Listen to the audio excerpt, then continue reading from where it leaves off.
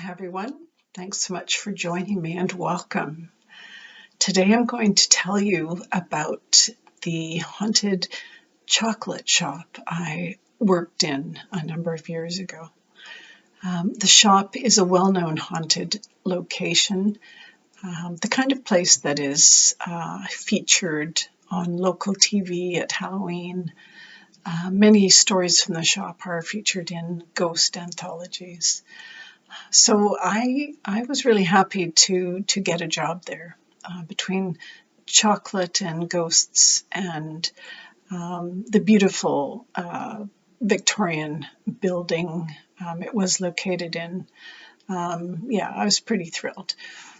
I had been there for a few shifts when I first broached the subject of ghosts with my coworkers. I heard a few good stories concerning chocolates flying off shelves.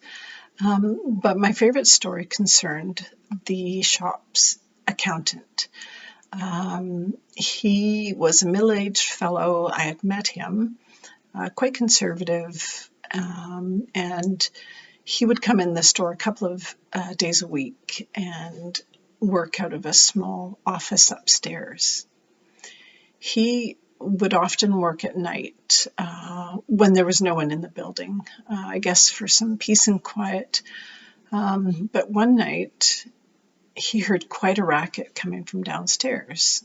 So he followed the noise to the shop front and found, much to his horror, that the beautiful original cabinet doors were opening and closing rapidly and really quite violently.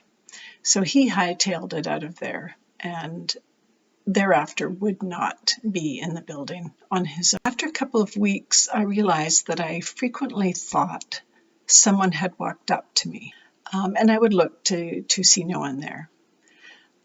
And, if I were in the shop, in the beginning I explained it away, thinking that I was seeing reflections on the shop windows or the glass cabinet doors. Didn't really make sense, but I was fairly satisfied with that. But then I found that it was happening anywhere, in the back of the store, in the storage area upstairs, when I was working late and upstairs taking a break. I was sitting and reading and thought someone had walked into the room. And I looked, of course, and there was no one there. I listened for a few moments and heard no footsteps. And I really thought someone had walked in. So that was rather unnerving. But the most unnerving experience I had was, again, when I was working a late shift.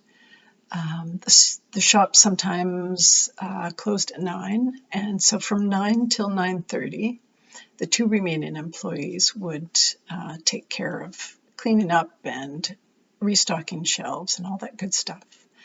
My coworker was upstairs, and I was at a workbench in the room just behind the shop front.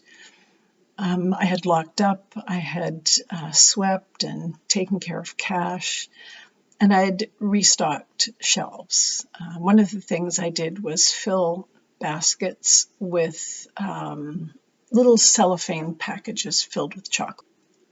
I became aware of a sound, and at first thought maybe it was a sound coming from outside.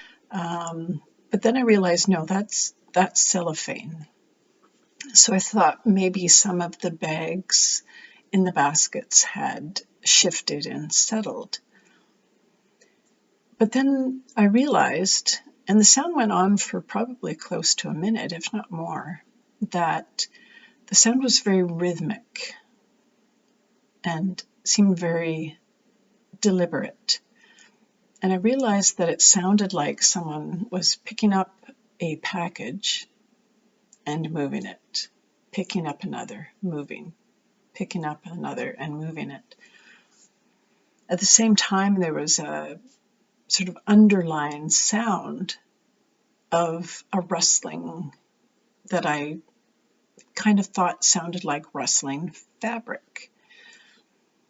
And I didn't think much at the time. Now, later on, it occurred to me that I might have been listening to the original owner in her Victorian clothing, puttering around, fixing what I had perhaps not done to her liking. And it's interesting, too, that's very different from the poltergeist type experience that the accountant had. And chocolates flying off shelves. Anyway, I just thought, oh crap, and I remember going home that night and saying to my husband, I'm not sure about this job. I think I'm going to find it very stressful to work nights. So as it turned out, I received a job offer a couple of days later from a publishing company that I had previously worked for. And I decided that the stress of publishing deadlines was preferable. Thanks for listening, everyone. Take care, and bye for now.